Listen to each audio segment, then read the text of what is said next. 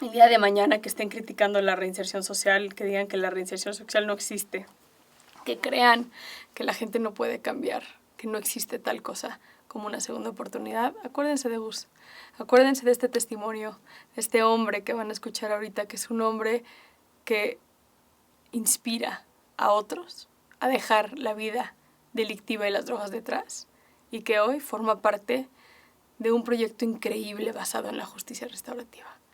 No se pierdan este capítulo con Gus. Gus, bienvenido a Penitencia. Me da, no sé, la ilusión tenerte en este proyecto porque quiero hacerte un reconocimiento público por todo lo que has hecho en Reinserta como cabeza de proyecto de justicia restaurativa, pero para ponerlo un poco también en que la gente entienda, es el acompañamiento puntual en materia de reinserción social que hacemos con los jóvenes, llámale 30 para abajo, que tiene que ver con cómo cambiamos estos procesos de pensamiento que tienen a consecuencia de la normalización de la violencia, de la delincuencia, del consumo de las drogas ligado al tema de la violencia y la delincuencia. Has hecho cosas increíbles en Reinserta, desde todo el proyecto que tiene que ver con, por ejemplo, juntar a las madres buscadoras con las personas privadas de la libertad, hasta acompañar a los mentores de los chavos que están en procesos de reinserción. Y bueno, ahorita nos platicarás todo lo demás que has hecho. Aparte de tú ser un gran caso de éxito, hoy vamos a hablar de varios temas que tienen que ver con la reinserción social, de tu propia historia, pero también ya te aventaste el capítulo que salió ayer de Popis. Antes que nada, dame tu impresión del caso de Luis, o sea, de este caso. ¿Qué ves en el testimonio de este chavo? Ok. Bueno, pues de acuerdo a mi experiencia, de acuerdo a lo que yo he vivido, tengo muchas cosas en común con el caso de Luis, ¿no? Creo que crecimos en una familia muy similar, con valores, con principios, ¿no? Donde también había algunas carencias afectivas, donde también existían como familiares criminógenos, pares criminógenos, ¿no? Un entorno social en el que pues tienes que sobresalir, o sea, tienes que sobresalir de la manera en que pues es más cómodo, ¿no? Para la banda, para ti mismo, sobresalir en un entorno pues lleno de violencia, ¿no? Entonces, yo viví muchas cosas muy similares. O sea, te comentaba ahorita fuera de cámara justo que yo también traté de ser, bueno, más bien trataron de reclutarme en delincuencia organizada, pero justo yo estaba consumiendo drogas. O sea, muchos años de mi vida, aproximadamente más de 20 años, consumí drogas, todo tipo de drogas que te puedas imaginar, ¿no? Entonces, en ese momento estaba tan mal, cuando se acercaron a mí estas personas, yo las conocí bebiendo en una tienda, nos conocimos, obviamente platicamos de lo que yo hacía, de que yo ya había estado en la cárcel, no me platicaron mucho de lo que ellos hacían, pero no bastó mucho que me imaginara a qué se dedicaban, porque pues andaban embotados, bien vestidos, una camioneta de lujo. Entonces, yo no acepté, no porque no hubiera querido, porque creo que en ese momento yo lo que quería era más dinero, pero para seguirme drogando. Claro. Sino no acepté justo por el miedo que a mí me causaba, o sea, ir en ese estado, a hacer algo de lo que ellos se dedicaban, o sea, porque yo me imaginé que también se dedicaban tal vez a secuestrar, se dedicaban tal vez a hacer asaltos grandes, al narco, no sé, ¿no? Entonces, a mí lo que me detuvo fue eso, o sea, que estaba yo tan metido en el consumo que dije, ¿qué va a pasar con ellos? ¿No? Tal vez si yo no hubiera estado consumido en ese momento, lo hubiera aceptado. Lo hubiera aceptado. Por la necesidad del dinero. Sí, más bien por el sentido de poder. Claro. Porque creo que el dinero va ligado al poder. Sí. ¿No? Entonces, creo que más que, o sea, el dinero te da poder. Y en el entorno en el que crecimos nosotros, o sea, tener dinero es poder. ¿Por qué? Porque ganas amistades, porque compras amigos, porque incluso tienes para poder darle a tu familia, ¿no? En el mejor de los casos, ¿no? Pero es un poder que pues en el barrio no cualquiera tiene, ¿no? Claro. Y más siendo, o sea, del lado malo, digamos, del lado delictivo, pues es reconocido por toda la banda. O sea, cuando creces en un barrio donde justamente predomina la violencia, predomina la delincuencia, sentirte empoderado, o sea, entre más escalas justamente, o sea, empiezas por robos simples. Yo analizando un poco el caso de Poppy, también empecé con robos simples. Empecé robando a jóvenes de la prepa, yo también estaba en esa edad y robaba a los de la prepa. Me acuerdo que los sentábamos así en una banqueta y les quitábamos sus útiles, sus tenis, o sea, y no porque yo necesitara el dinero, sino porque eso me daba poder. O sea, el poder decirle a una persona, quítate los tenis, o sea, el causar miedo en otra persona, ¿no? O sea, tal vez no tenía en mi familia como lujos, pero teníamos lo necesario. O sea, no necesitaba hacerlo. Si no te dormías con la panza vacía. Exactamente. Tenía donde dormir, tenía padre, tenía madre, pero al final esa sensación de poder que me causaba, de ser reconocido, sobre todo en el círculo en el que me desenvolvía, eso era lo que me llenaba en ese momento. A ver, tú también trabajas con mucho, aparte de que tienes tu propia historia, trabajas también con muchos jóvenes que de alguna manera, pues en este programa de mentoría, que es gente que ya pasó, que está como tú ahorita en como otro nivel en materia de reinserción, ¿dónde está ese punto que tú ves como común denominador en los jóvenes que no hay esa conciencia? Que no hay esa... En el caso de Popis fue llegar hasta una banda de secuestradores que cortara dedos para obtener unos pesos, ¿no? Para no darle valor al dinero, no sé si millones, cientos, o sea, da igual, son unos pesos. Con todos los casos, tu historia misma, o sea, me llama mucho la atención, porque normalmente pensarías que las adicciones son lo que te hace no tener ese filtro, ese límite, o sea, el que tú hayas tenido esa conciencia de decir no, porque entonces el que yo esté consumiendo implica que me voy a pendejar y entonces me van a agarrar más rápido, o me voy a cagar, o me van a matar. Pero tú lo ves con los jóvenes hoy. El uso de la droga también es lo que les da como la fuerza y el poder para entrarle a estos temas. ¿O cómo lo ves tú? O sea, ¿dónde tenemos que meterle más énfasis para que justo no sea tan fácil para los diferentes Luises y Popis y ahora sí que Guses y todos los casos que tenemos en Reinserta, decide dedicarnos a delinquir y quitarnos el dolor ajeno de manera tan fácil?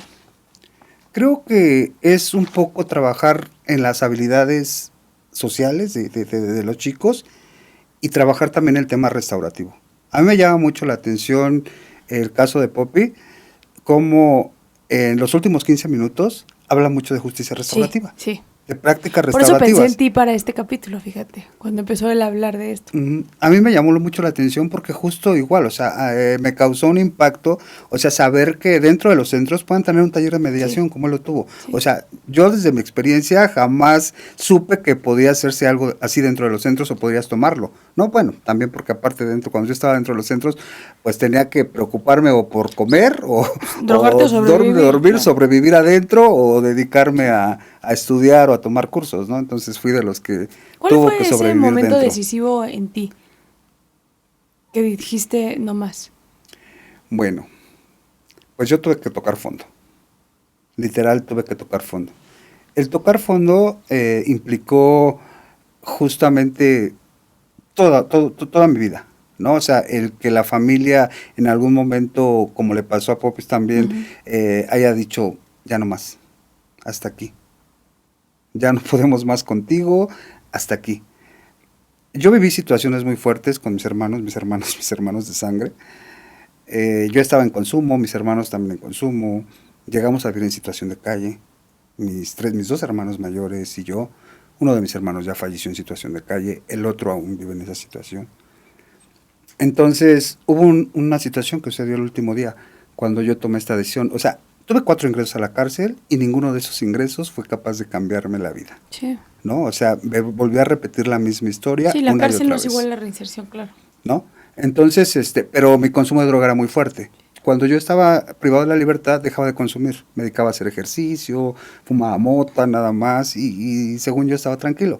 Pero en cuanto pisaba la calle, mi forma de pensar cambiaba inmediatamente. O sea, cuando estás adentro, piensas en cambiar, pero cuando estás afuera, pues ves todo lo dificultoso que está dentro, sobrevivir, y la vida se te hace fácil afuera. Si yo allá adentro Pues me siempre costaba desear lo que no tienes. robar a una persona adentro, pues era muy complicado porque no había para dónde correr, porque si debías a alguien no hay donde te puedas esconder, pero una vez pisando la calle, pues hay mil lugares a donde puedas correr, a donde puedas esconderte. Ahora, la base de la justicia restaurativa, tú la conoces muy bien, tiene que ver con las capacidades que tenga una persona de restaurar un daño que se hizo, o bien, para hacer eso, es cómo me pongo en los zapatos de la otra persona. Que la base de cualquier delito es, delito de alto impacto, es no me importa lo que tú sientas, no me importa lo que tú vivas al yo hacerte esto, lo único que importa es que yo tenga lo que quiero, ¿no? Un secuestro, un robo a mano armada, un fraude, lo que sea, ¿no? Una violación.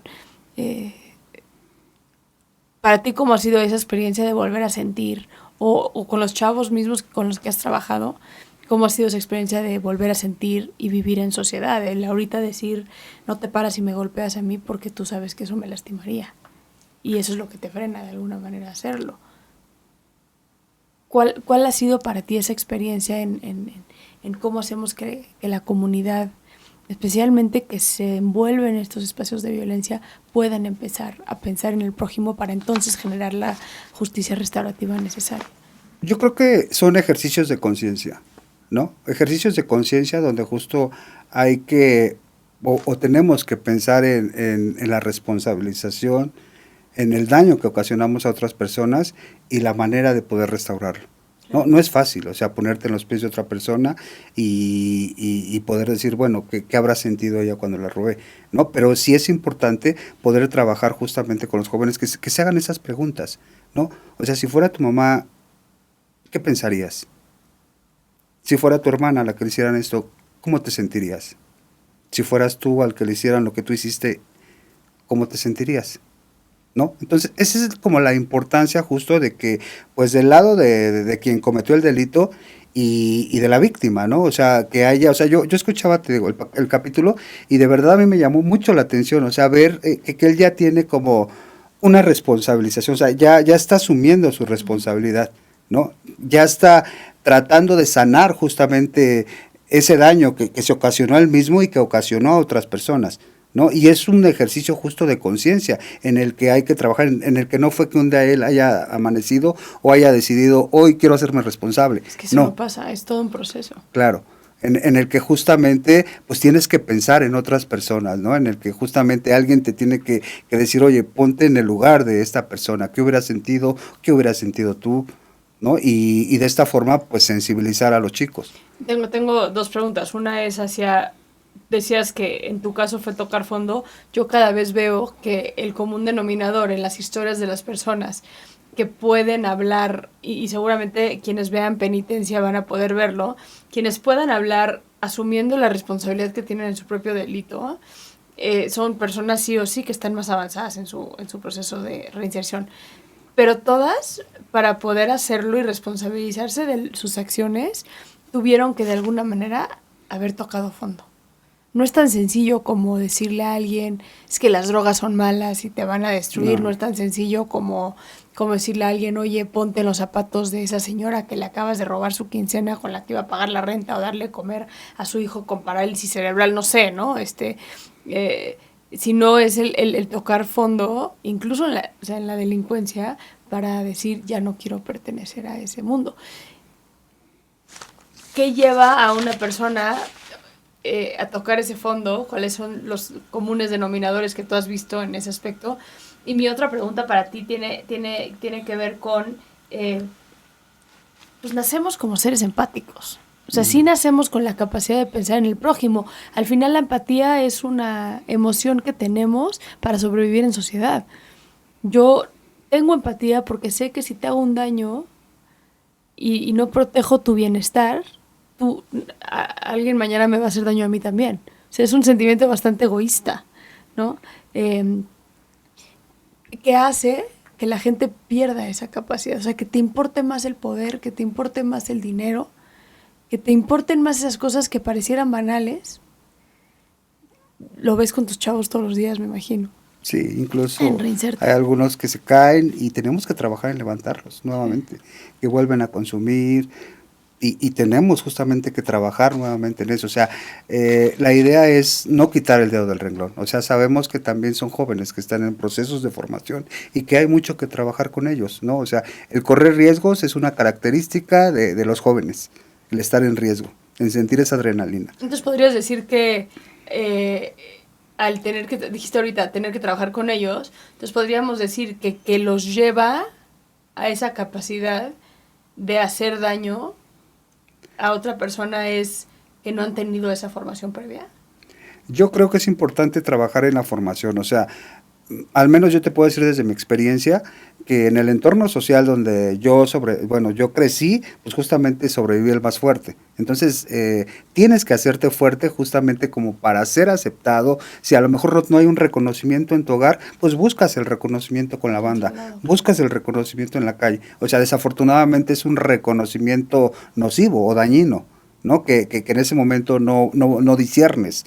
No, pues no dices, esto es malo para mí, esto es bueno para mí, sino que en este proceso de formación, en ese proceso de juventud en el que correr riesgos y sentir adrenalina es algo normal, pues decides irte por el lado malo. A mí, en mi vida, pues hubo un parteaguas, ¿no? Justamente yo quería ser militar, yo quería ser piloto aviador y a mí mi papá cuando fui a presentar mis exámenes me dijo, mira, pues te firmo la cartita y vete tú a presentar. Y estuve yéndome en las madrugadas a formar al colegio militar, a pasar mis exámenes, pasé todos mis exámenes. El único examen, el final fue el cultural. Este examen cultural creo que lo pasé, yo creo que lo pasé, estoy seguro que lo pasé, pero al final en los resultados me dicen que pues los que se habían quedado eran familiares de los que tenían algún nexo en pues en el ejército. Sí, algún contacto. ¿No? Algún contacto, exacto. Entonces, eso me decepcionó tanto que yo ya había aprendido a usar armas. Entonces, cuando sucedió esto, fue que yo empecé a robar. No, yo no tuve, a lo mejor... ¿Lo haces desde el enojo al sistema? Exacto. No hubo una persona que me dijera, yo quisiera decirte que mis hermanos mayores o mi padre me dijeron, vuélvelo a intentar, no pasa nada, o sea, fracasaste, vuélvelo a intentar, no pasa nada.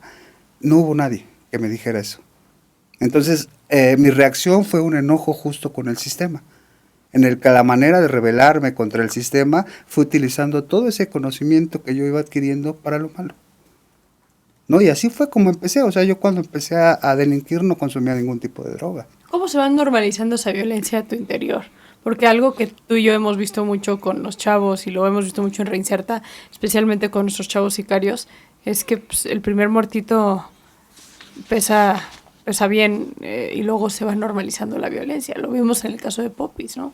Empiezas con robos y terminas mutilando para secuestrar y pedir dinero. ¿Cómo se va normalizando esa violencia en los jóvenes que están ahí metidos? Yo no podría decirte a lo mejor que si cometí algún homicidio, sí disparé a personas, no sé si alguna de las personas a las que le disparé haya muerto, no lo sé. Pero trabajas con chavos que se han matado. Pero trabajas con chavos que se han matado. O sea, ¿cómo ves tú como experto, más allá de tu propio testimonio, cómo ves tú como experto que se va generando como esa normalización de la violencia en las personas? Yo vuelvo a insistir que es esta sensación de poder. O sea, es la sensación, porque bueno, aunque yo no recuerdo haber matado a alguien o no lo sé, el sentir sometida a la gente, el ver sometida a la gente, me causaba placer. Poder. Sí. El sentir poder, el sentir que yo tenía el dominio de la situación, ¿no? Que había 20 o 30 personas tal vez a lo mejor que estábamos asaltando y que te sentían miedo. O sea, esa sensación, más allá de lo que pudiéramos sacar, me llenaba. ¿Dónde quedaba esa parte arraigada de sentir compasión por las otras personas o de sentir empatía por las otras personas? ¿Dónde la acomodabas? ¿O las drogas lo anestesiaban o qué es lo que...? Al principio no me drogaba. Cuando yo empecé a delinquir no consumía droga.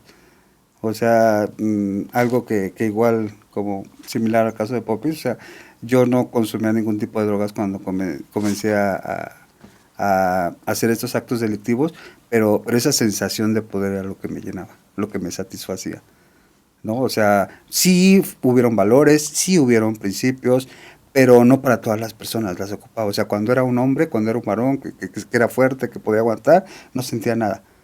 Cuando era una persona que veía muy débil, que veía muy vulnerable, pues entonces sí como que había un sentimiento. Qué interesante. Platícame un poco de lo que hacen en Reinserta, en el proyecto de justicia restaurativa. Ok. Pues en Reinserta trabajamos en centros de tratamiento para adolescentes, en preventivos, en reclusorios preventivos, donde justamente pues el objetivo es que los jóvenes sensibilicen con el daño que ocasionaron a otras personas, Okay. ¿no? Que reconozcan, que se responsabilicen y a medida de lo posible poder restaurar el daño con otra persona. Y sí, bueno, no trabajamos directamente hasta el día de hoy con víctimas directas, pero trabajamos con víctimas indirectas, ¿no? O con personas que fueron víctimas del mismo delito que ellos cometieron, pero no específicamente con ellas. ¿Me puedes dar un ejemplo para la gente nos pueda entender? Puede ser, o sea, una actividad que hicimos fue un círculo restaurativo con las madres buscadoras que mencionabas. Justamente no sabíamos, o sea, de qué manera iba a impactar a las mujeres y a los chicos, ¿no? O sea, no preguntamos, o sea, digamos. juntaron a las madres buscadoras y juntaron a los jóvenes en conflicto con la ley. Exacto. Okay. No sabíamos quién de los chicos que estaba dentro tal vez hubiera desaparecido alguna persona, claro. Incluso a un familiar de las madres que fueron. Ellas, claro. No sabíamos también cómo fueran a reaccionar ellas con ellos. O sea, todo implica un proceso de sensibilización para ambos grupos, ¿no? Donde con ellos platicamos justamente qué grupo de personas va a estar con ellos en este círculo. Con ellas también platicamos que van a ir a un centro de tratamiento, a un reclusorio con los chavos, que justamente se van a sentar y que no sabemos, ¿no? Si alguno de ellos cometió algún tipo de delito. Este proceso, o sea, es muy sensible y muy sanador, porque al final las personas que asisten terminaron abrazando a los chicos. Algunas ¿Qué pasó de ahí? ellas. Cuéntanos qué pasó ahí. O sea, ¿qué te llevas tú de lo que pasó en ese espacio? ¿Por qué es importante? Porque quienes nos están viendo pueden decir, pues, ¿qué necesidad tienen estas madres buscadoras de ir a sentarse con quien posiblemente desapareció a su hijo o a su hija?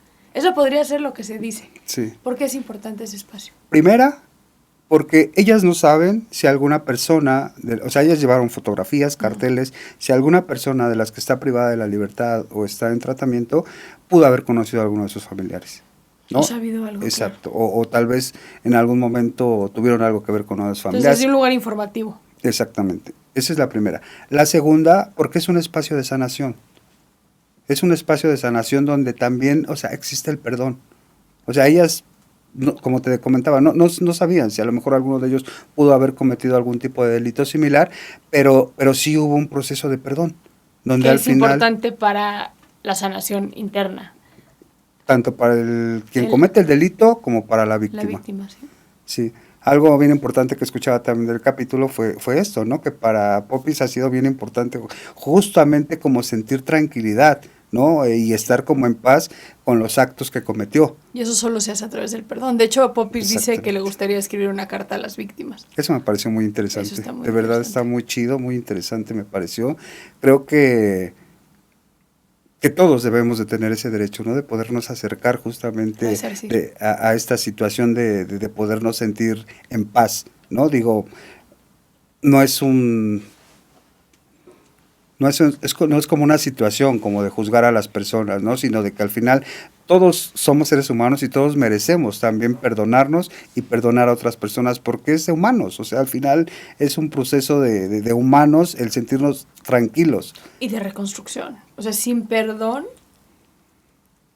hoy que estamos ante un México muy punitivista donde la gente busca venganza más que restauración, no podemos restaurar el tejido social si no hay esos actos de perdón. Una de las madres, hemos tenido aquí en este espacio a las madres buscadoras que estuvieron en el reclusorio y una me decía que para ella lo impactante de haber ese día ido al reclusorio es también decir pues, qué son los 3 puntitos. Al final los 3 puntitos que luego trae la banda es pues, calle, cárcel o muerte, ¿no? Y que al final se vio las que están buscando a sus hijos hombres. Porque a veces ligamos mucho el tema de desaparición con mujeres víctimas de feminicidio. Y sí, pero la gran mayoría de las personas desaparecidas en este país son hombres. hombres que incluso quizá estaban metidos en temas de delincuencia organizada. Quizá, no los estoy estigmatizando, es un hecho. Y muchas de estas mamás decían, es que a veces en los ojos de estas personas puedo ver a mi hijo, porque hoy estoy más convencida de que mi hijo no está con vida, pero mi hijo pudo haber sido y hubiera podido terminar. Y yo no sabía, pero buscan a sus hijos en los reclusorios también. Sí, sí, de hecho hay organizaciones que se dedican a ir a los reclusorios a buscar a las personas desaparecidas. Digo, pues eso ya también es un tema de información en general que no tendría que existir, pero... Sí, debería haber una base, ¿no? Exactamente. Pero es absurdo que estén entrando a las cárceles para poder hacer eso. Cuéntame un caso que hayas tenido en Reinserta de justicia restaurativa, de reinserción social, que para ti ha sido muy especial. Y sé que probablemente tienes muchos. Sí. Pero uno que... Bueno, hay dos casos que para mí son muy significativos, ¿no? En los que pues he estado en todo el proceso desde que llegaron a Reinserta hasta hoy, en el que pues ambos chicos están estudiando en la universidad, en el que uno de ellos es tallerista ya de radio en los centros, está estudiando psicología. Sí, eso máximo. Otro chico pues está estudiando derecho. Ya lo invitamos muchas veces, pero sí. dice que sí, pero no tenemos agenda. Sí, entonces para mí esos son de los casos más significativos. ¿Por qué son significativos para ti? Digo, ha sido un proceso difícil, ¿no? Con uno de ellos yo estuve en un proceso desde que incluso él estaba consumiendo sustancias, desde que para que dejara de consumir, hasta el proceso que lleva en Reinserta, ¿no? Con el otro, pues también ha sido un proceso de acompañamiento en el que estamos en contacto todo el tiempo, ¿no? ¿Cómo te sientes? Justo este fin de semana fuimos a un centro para adolescentes que tienen problemas de consumo de sustancias y que él justamente se sintió identificado, ¿no? En el que está viviendo un proceso difícil en este momento, pero que eso lo volvió a enganchar. O sea, que fue como que, a ver, espérate, creo que voy mal, creo que tengo que retomar nuevamente lo que he dejado de hacer, ¿no? Creo que estoy participando en cosas, creo que mi vida está funcionando de forma satisfactoria en algunos aspectos, pero he dejado de hacer cosas, ¿no? Entonces es como ese flachazo, ¿no? De que hacemos cosas que nuevamente vuelven ellos a engancharse de ahí para seguir en sus procesos. Digo, no es fácil, la verdad es que para mí en lo personal ha sido muy complicado, o sea, yo empecé justo ayudando personas sin ser un trabajo, ¿no? O sea, empecé como apoyando personas que salían de las cárceles y que estaban en mi situación y como apoyos sociales, como en recuperar sus documentos, ¿no? Y poco a poco así fue como fui avanzando. Entonces, estos casos para mí en particular de ellos dos son muy significativos porque a pesar de las adversidades que aún se sigan viviendo en el entorno social, siguen avanzando, ¿no? Digo, no estamos exentos de que en algún momento alguno falle en alguna cosa personal, pero ahí estamos para tener ese acompañamiento con ellos en todo momento. Quiero hacer un énfasis en esto que estás diciendo que es bien importante, que es no estamos ajenos a volver a caer, justamente por la adversidad social que hay. Tuvimos un caso, te acordarás muy bien, de Víctor en la fundación, donde él quería salir adelante, pero toda su familia estaba metida en la compra y venta de narcóticos. Y era muy complicado porque hasta su propia familia, sus propios primos, tíos, papás, todo el mundo lo estaba empezando a discriminar por estar en Reinserta luchando por su reinserción social todo el día. Y al final también el sacrificio, y esto perdóname que te haya interrumpido, pero quiero tangibilizarlo en lo que es, porque la gente luego no dimensiona lo que implica la reinserción social, que es que esa persona tenga que muchas veces sacrificar el 100% de su vida para empezar de cero. Porque en México no es nada más alguien que dijo, ay, vengo de una familia perfecta y me salgo tantito y delinco y luego regreso a mi familia perfecta. No, es todo el entorno, o sea, la deconstrucción, digamos, de todo lo que ha ido construyendo. Claro, hay familias que tienen tan normalizado esto, o sea, la venta de droga, los actos delictivos, que justamente no te dan como la oportunidad de salir de ese, o sea, La familia se puede convertir en un factor protector y en un factor de riesgo. O sea, puede ser a ambos lados, ¿no? La familia. Estamos hablando de que justamente si está tan normalizada la violencia o están tan normalizados los actos delictivos o la venta de droga en una familia, puede ser hasta un negocio familiar en donde justamente un chico que está creciendo lo normaliza de tal manera que si yo no estoy afectando a la gente, o sea, para mí es algo que yo he visto toda la vida, que mis papás se han dedicado a esto toda la vida, que de esto hemos vivido, de esto hemos estudiado, de esto hemos comido y que para mí es tan normal como cualquier otro trabajo. ¿No? Y no se dimensiona justamente el impacto que esto causa en otras personas. Por la propia normalización del mismo. Y a veces lo que me gusta es llevarlo como ejemplos. Y voy a usar un ejemplo muy tonto. El otro día estaba yo en un restaurante, estaba esperando que llegara mi esposa, que venía de otro lado, y entonces me senté en la mesa, y en la mesa de al lado estaba una familia que él, yo creo que tenía un sobrepeso de unos 100 kilos, y ella tenía un sobrepeso de unos 50, 60 kilos, ¿no? Las niñas chiquitas, de la edad de mi hija, una 6 años y la otra habrá tenido unos 7, 8 años, ponle. Las dos ya con esta pues, obesidad infantil.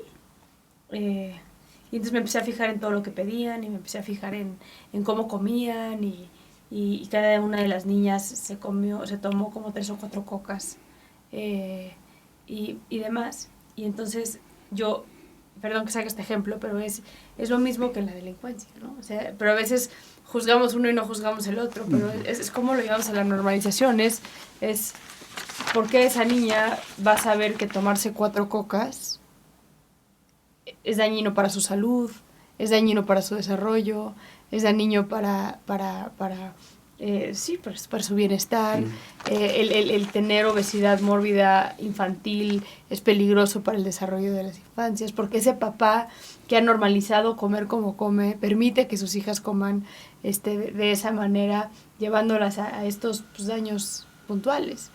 No hay esa conciencia, ¿no? Hay la normalización de eso, y es exactamente lo mismo que pasa en las familias criminógenas en México. Estos niños, estos jóvenes muchas veces nacen en estas familias donde la venta de la droga está, desde que tengo uso de razón, están mis tíos haciendo bolsitas en la sala, nunca se me ha dicho que está mal hacer esto. Toda la vida he visto los lujos que vienen a consecuencia de dedicarme a robar o a vender drogas o a secuestrar o demás. Entonces, ¿cómo entiendo yo desde una edad temprana que está mal o que tengo que hacer las cosas diferentes si esto es lo que he visto toda mi vida, ¿no? Sí. Pero la gente como que no lo entiende, la gente cree que somos como consecuencia de la obra mágica, donde tenemos que tener esa conciencia de manera automática, y si no la tienes es tu responsabilidad. Hay muchos casos donde la normalización de esa violencia hace que no haya esa conciencia del bien y el mal. Regresando, perdón, sé que me desvío, nos quería poner sobre la mesa porque el chiste de este espacio también es sensibilizar mucho a la gente que nos ve y que puedan dimensionar desde otros ejemplos y otros factores lo que estamos hablando. En el caso de Popis, por ejemplo, tú ves un caso como Popis, que fue secuestro, mutilación, años de violencia, de delincuencia. ¿Crees en la reinserción social para todo el mundo? O sea, ¿crees que hay posibilidad de reinserción social para todo el mundo? Sí. Sí. Sin dudarlo, te puedo decir que sí. Hay casos muy complicados donde justamente creo que restaurar el daño con otras personas es imposible, ¿no? Pero sensibilizarte con el daño que hiciste a otras personas sí es posible, ¿no? Sí es posible que tú puedas reconocer cómo se sintieron otras personas. Entonces, lo que estás diciendo es que la justicia restaurativa puede venir desde lo mutuo, que es tú como víctima me perdones por lo que yo te hice y yo, ¿no?, me perdone a mí mismo por lo que hice, pero puede nada más explicar, o sea, puede nada más pasar la parte de yo perdonarme a mí mismo por lo que hice. Eso puede pasar también. Claro, claro. O sea, ¿qué sería mejor que justo te sintieras en paz con las personas que les hiciste daño, ¿no? Eso sería como el ideal. Pero es muy importante también sentirte en paz y perdonarte con lo que tú hiciste. Creo que es primordial justamente como pues entender, ¿no? De dónde proviene esto, ¿no? O sea, justo yo nací, yo me vuelvo a los años y digo, yo no nací queriendo hacer lo que hice. O sea, fue algo que justamente, pues una construcción social que me fue llevando hacia ese lado. Obviamente hubo un momento en mi vida que dije, bueno, eh, creo que no estoy feliz con lo que estoy haciendo. No hay esa felicidad. No. O O sea, está el dinero, está el poder, pero no hay esa felicidad. no, escuchando yo el caso y retomando un poco lo del caso, veía yo que también él le causaba mucha ansiedad al final, ¿no? Mucho miedo, psicosis. Y eso sucede muy a menudo porque tienes que encontrar una forma de perdonarte todo lo que estás haciendo. Para muchos, y te lo digo por la experiencia, la forma de perdón es que te agarren. Sí. Porque en ese momento tú sabes, bueno, toda esa culpa que tengo, voy a vivir las consecuencias. ya la estoy pagando aquí. Y es una manera como de sentirte en paz. Qué poderoso lo que estás diciendo. O sea, es triste, pero es una manera de sentirte en paz contigo Por favor, mismo. que ya me detengan. Claro, claro. Porque sabes y reconoces el daño inmenso que estás haciendo a otras personas. Y dices, o me matan o me detienen. Porque es tanta ya la psicosis, la culpa que traes cargando, que ya necesitas estar en paz de alguna o de otra manera. Hace unas semanas sacamos el capítulo de... Ay, ¿cómo se llama? Ya se me acaba de ir. Pero le pide perdón, o sea, le agradece a los policías que la detuvieron. Porque eso le salvó la vida. Yo podría decirte que también me salvó la vida la cárcel. Qué increíble. Yo creo que si hubiera yo permanecido todo como estaba en la cárcel, ya me hubieran matado, o si me hubieran detenido a lo mejor por alguno de los delitos que verdaderamente fueron fuertes, tal vez estuviera aún en prisión. Sí. ¿No? La cárcel en su momento me sirvió justo para reflexionar acerca de muchas cosas, ¿no? O sea, cuando pierdes familia, cuando pierdes todo en la cárcel, ya lo único que quieres es sentirte en paz, ¿no? O sea, de alguna manera buscar la forma de cuando obtienes tu libertad, si la obtienes, pues quedar en paz con todas esas personas. Al final se llenan esos vacíos también, o sea, al final las drogas, la delincuencia, el dinero, tú lo has visto muchísimo, el dinero rápido que viene de la delincuencia, sí, no genera ningún tipo de sensación de estar satisfecho. Yo me acuerdo cuando entrevisté a Mocha Orejas, él escondía el dinero en tambos y los ponía bajo tierra en su jardín, y tenía casas y demás. Y yo le decía, bueno, en algún punto le preguntó, ¿qué has hecho con todo ese dinero? No, pues lo escondí, no sé si viste los videos, me decía, incluso cuando llegaron los policías, se robaron un chorro de dinero. Le dije, pero ¿cómo lo disfrutaste? O sea, ¿cómo valió la pena? El güey nunca había ido ni a Acapulco. No vale la pena, no es disfrute. O sea, solamente satisfaces tu sentimiento de poder. Es un vacío inmediato. Pero al final detrás de ese poder hay un vacío total. Como persona, como ser humano, como disfrutar las cosas de la vida. Ahora, como última pregunta, a menos de que quieras decir algo más claro, pero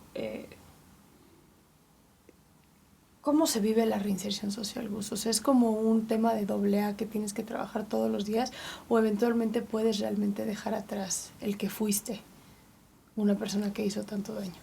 Creo que no puedes dejar atrás a la persona que fuiste. No puedes olvidar tampoco a la persona que fuiste, porque eso es parte de la persona que eres hoy. Entonces, si tú olvidas, hay un dicho que dice, si tú olvidas tu pasado, tiendes a repetirlo. Entonces creo que es bien importante siempre tener en cuenta de dónde vengo, de dónde salí, quién soy, por qué soy. ¿No? O sea, yo todas esas preguntas me las hago diario. Y siempre quiero ser una mejor persona. Y vives con las consecuencias de haber sentido lo que es el dinero rápido, el placer de la droga, porque, pues, por ejemplo, en mi caso, que yo nunca he cometido un delito, pues no sé lo que es de repente decir, o sea, yo sé lo que es que llegue mi tarjeta al final del mes y llorar de que no la puedo pagar, ¿no? Sí. No sé lo que es, no hay pedo, al rato asalto a alguien y en 2 segundos mi tarjeta se paga, o cualquier estupidez así. Una vez que ya abriste la caja de Pandora en solucionar con violencia, ¿crees que es un trabajo de todos los días el no recurrir a ella para estar bien? Vivo con un estigma social todos los días. Me para la policía algunas veces, todavía. A ver, pásale por acá, joven, una revisión. Hoy conozco mis derechos, hoy sé que no pueden detenerme porque sí, hoy sé que no pueden revisarme porque sí, y los ejerzo. ¿Sabes qué, compañero? No, que hay una cámara que te está reportando que hay un sospechoso igual que tú. Discúlpame, pero eso no existe. Con permiso. Y sí se quedan así como, ¿qué onda? Pero saben que estoy en mi derecho. ¿Dirías que es lo mismo el riesgo que hay para un alcohólico de volver a consumir, para una persona que se dedica a delinquir de volver a delinquir? ¿O es diferente? Yo creo que algunas veces sí, no siempre, pero creo que algunas veces sí, ¿no? Porque es un trabajo diario. O sea, sí, el placer que te causa el dinero es muy similar al placer que te causa la droga. ¿No? Es muy similar. Sí. Yo te puedo decir que consumí drogas más de 20 años, cualquier tipo de drogas que te puedas imaginar, y algunas veces mi cerebro, no sé, lo piensa, ¿no? Porque en su momento pues hicieron su chamba. Claro. Me sacaron de mi realidad, me hicieron vivir cosas que yo en ese momento quería ver, pero yo no sabía que las consecuencias iban a ser de tal forma, ¿no? O sea, pero al inicio hicieron su chamba conmigo, me hicieron sonreír, me hicieron salirme de mi realidad, me hicieron disfrutar la vida de una manera diferente.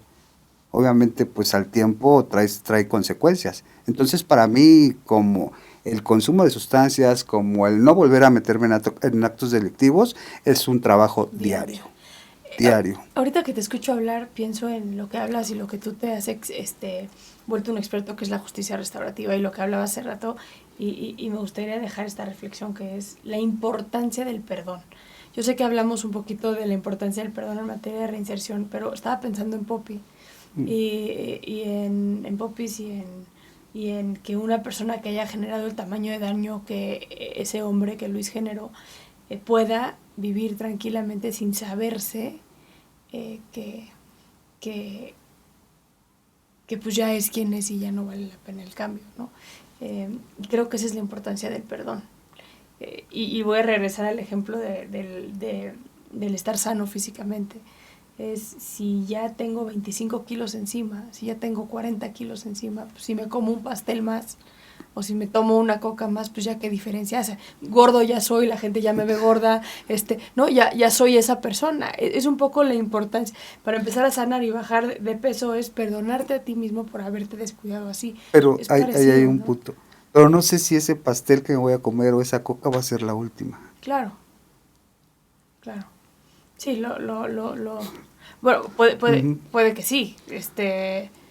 En la delincuencia es si ya soy el secuestrador que mutila, o sea, en el caso de Popis, si ya estoy vinculado a esta banda, si ya me dijo el Estado, eres un secuestrador, eres un delincuente, eres un drogadicto, ¿no? Pues, ¿por qué voy a dejar de ser eso? O sea, ¿por qué voy a hacer un gran sacrificio por dejar de ser lo que la sociedad ya sabe que soy? Tú lo acabas de decir, a mí por mi físico me siguen parando los policías y porque yo conozco mis derechos y porque yo hoy estoy en otro canal me puedo defender, pero la realidad es que si no estuvieras el que te siguieran parando, igual le dices, claro, pues igual me van a parar, igual asalto, para que tengan una pinche razón para pararme. Sí pasa por la mente, ¿no? O sea, justamente hay un enojo normal que te causa eso. Bueno, pues si ya no estoy haciendo nada, ¿por qué me molestan? No, si ya me porto bien, ¿por qué me molestan? No, pero al final es un estigma que al final, pues, tienes que seguir cargando, ¿no? O sea, yo al igual que él, pues yo cometí muchos actos delictivos en mi colonia. O sea, en mi colonia era señalado por todas las personas. Cada que sucedía algo en mi colonia, Seguro. era yo. Me llegué a encontrar gente, ¿sabes qué? Que se robaron mi carro. ¿Y dónde quieres que saque tu carro, güey, no? Pues es que tú eres...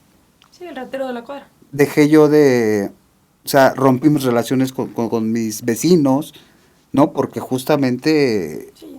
o sea, No el había vuelta drogadicto, atrás. el ratero, ¿no? Entonces, a mí lo que me funcionó fue un poco también salir de ese círculo, alejarme de ese Sí, círculo. empezar de nuevo. Sí, hoy la gente de donde vivo, yo voy a ver a mamá regularmente, ahí crecí, ahí hice infinidad de cosas, y yo regreso a ver a mamá. Hoy la gente me ve con curiosidad, me ve como este cabrón, ¿qué le pasó, no? ¿Qué cambió? ¿Qué le hizo cambiar, no? Si era de los que, pues se veía más muerto que vivo, ¿no? De los que la gente no apostaba nada. Ahora, lo que te mantiene a flote es el que te hayas perdonado a ti mismo. Sí. Y tratar de estar en paz con toda la gente, ¿no? Yo hoy trato de estar en paz con todos, o sea, no falta que hayan enojos, pero justo parte de esta justicia restaurativa es poder aprender acerca de la resolución de conflictos, ¿no? Que vayan encaminados justo a la construcción de paz, ¿no? Al diálogo, Sí. ¿no? Al no ya seguir actuando de manera impulsiva como antes lo hacía. Ahora pensar justamente en las consecuencias de cada cosa que hago. Claro. Ay, Gus, qué tema tan complejo, y pienso en la labor que tenemos que hacer como sociedad para empezar a realmente entender, y vamos a ver con los comentarios de la gente, pero México está muy enojado. La gente en México cree en la venganza, cree en el punitivismo, cree en otras cosas que son enemigos absolutos de la justicia restaurativa. Y ojalá que tu historia, que este espacio que hemos tenido aquí hoy, ayuden a que la gente piense un poco más allá del enojo. La justicia debe ser restaurar, no vengar. Sí, justo la justicia restaurativa pues nace a través de esta necesidad, ¿no? De que las personas no solamente reciban un castigo, porque pues la justicia punitivista justamente se encarga de que la persona que cometió un delito solamente reciba un castigo, sin pensar en las víctimas, sin pensar en la sanación, sin pensar en la mediación, en el reconocimiento, en la responsabilidad. Claro. ¿No? Y creo que eso es importante justo para poder llevar a cabo una justicia restaurativa, pues no solamente trabajar con el ofensor, o sea, no solamente castigar al ofensor, sino que la víctima se sienta también tranquila, que también haya una sanación por parte de ellas. Creo que hay delitos en los que es muy complicado, pero también el perdonar sana. Claro. Sin duda. Yo creo que es lo mejor para la sociedad. El saberte perdonado por la sociedad disminuye las posibilidades de que tú vuelvas a fallarle a la sociedad. Si la sociedad ya te juzga, si la sociedad ya te estigmatiza, si la sociedad ya cree que eres un delincuente, pues ¿por qué no seguir delinquiendo? No es que limpies como tu historia, ¿verdad? No, pero por lo menos pues ya te dijeron, te voy a dar una oportunidad. Uh-huh. Y desde las cosas más chiquitas, o sea, el que hoy vayas a casa de tu mamá y los vecinos te vean y no te salgan a golpear. No, hoy ya hasta cuido el jardín, me puse ahí a hacer como una cerca alrededor del jardín de mamá que antes utilizaban para los perros, y ahí ya también como que mi misma comunidad se empezó a meter, ya pusieron flores, se han encargado también de darle un cuidado, o sea, cambios a lo mejor desde muy pequeños, ¿no? Que son esos, o sea, empezar a preocuparte justo también por el medio ambiente, por cosas que son incomunes de todo. Que es hacer comunidad. Y estar en paz justo con tu comunidad. Al final ahí creciste, ahí naciste. Comunidad. O sea, qué increíble, porque lo que acabas de decir, digo, es otro tema completamente distinto, pero es como el que tú hayas arreglado, por ejemplo, ese jardín, invita a otros también a ser parte de eso, ¿no? Qué bonito, qué padre que podamos tener esta conversación, qué padre que hoy dediques tu vida a salvar la vida de tantos jóvenes. Repito, no solamente hablo por mí, hablo por Mercedes, mi socia también en Reinserta, y por todo el equipo de Reinserta, que la labor que tú haces con los jóvenes te ven como su mentor, que confían en ti, que te ven como un referente para ellos, saber que tienen una segunda oportunidad es maravillosa y estamos impactando directamente en el bienestar social y en las vidas. Entonces, gracias por ello, Gus. Y gracias por estar también aquí hoy con nosotros, compartiendo no solo tu historia, pero trayéndonos estas reflexiones que son poderosísimas. Gracias, Saskia. Muchas gracias, Gus.